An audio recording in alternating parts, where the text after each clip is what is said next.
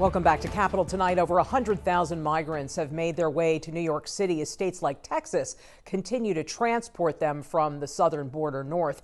As the city, state, and federal governments deal with the influx, Assemblymember Rodneyse Bichotte Hermelyn, who is also serving as the Brooklyn Democratic Party chair, is calling for an equitable response to the influx, and the Assemblymember joins us now. Welcome. How are you? I am well. Thank you for having me. So you're calling for an equitable response to the migrant influx by calling for more housing for migrants in wealthier portions of the city as well as different parts of the state. How will this serve to make the response more equitable? Well, first, you have to understand that New York City has become the epicenter of the asylum seeker crisis.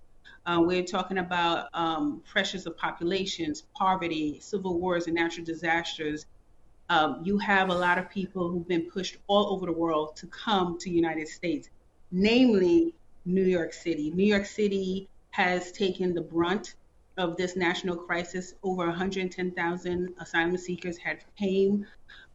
We have the mayor and the governor who's working very hard to make sure that these asylum seekers are housed, are fed, and sheltered. You know, people are pointing fingers, saying, oh, it's the governor's fault, it's the mayor's fault, it's the federal's fault. You know, quite frankly, it's not the governor's fault, it's not the mayor's fault.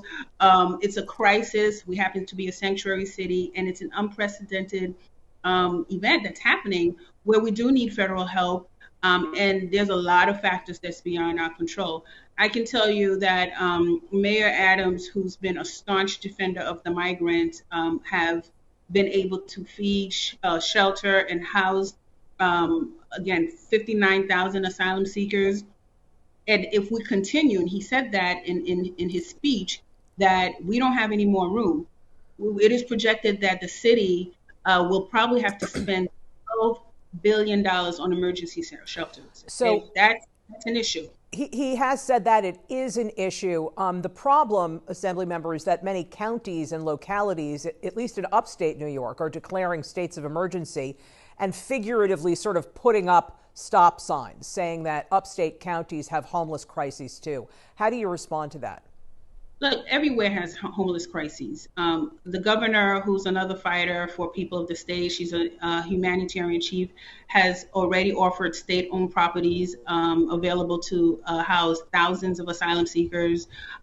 There's millions of dollars that has been sent from the governor, from the budget and outside the budget, an additional $250 million to address those issues in the city and outside the city. Right now, what we're looking to do is find a way of finding work for a lot of these asylum seekers. As you heard, Venezuelans, 500,000 of them were granted TPS. Right. The governor has identified 400 employers throughout the state. And there's 18,000 jobs available. And I agree with her where, look, the migrants are here, let's put them to work. Yeah, absolutely. There's a need, and there's the asylum seekers. So, but do you think that we need a special session to deal with the influx of migrants? Should the legislature come back before January to deal with this? Look, if there's an opportunity, and I think that was proposed by the governor and some of our legislators, if there's an opportunity to create a work permit status, a state work permit status that would help these employers not take on any type of criminal liabilities, so that these current asylum seekers who are housed right now, who are in New York City and New York State, can work there, would be great. And that's something that, you know, we're going to. What's standing in the way of doing that? Excuse me? What is standing in the way of doing a state worker permit? Well, the thing is that it has to comply with federal compliance in terms of work authorization. It's a criminal liability if these asylum seekers does not fall within having proper documentation within the I-9 compliancy. If they do not have the proper documentation, they are not supposed to work legitimately under these employers, and these employers will have some criminal liabilities against them. So, Assemblymember, you're the daughter of Haitian migrants. How do you feel? You're also a supporter of Mayor Adams, but he has asserted recently that the influx of migrants will, quote, destroy the city. How did you feel when he said that?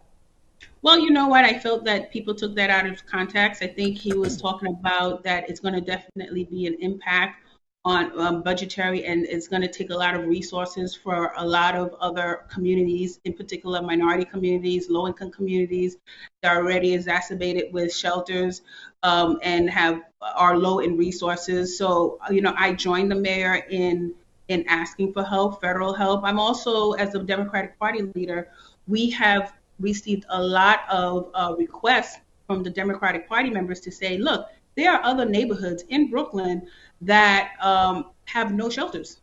And we are asking our neighboring neighborhoods such as Bay Ridge, Fort Hamilton, Brooklyn Heights, to open their neighborhoods to house some of these migrants. This state was built off of the backs of migrants and immigrants, and we should be welcoming them. There's no room to say not in your backyard. And in fact, I should say, as a result of some of my statements and some of the statements from many of the members of the Democratic Party, people have reached out and said, look, there are 3 proposed sites that we can have shelters. Great news.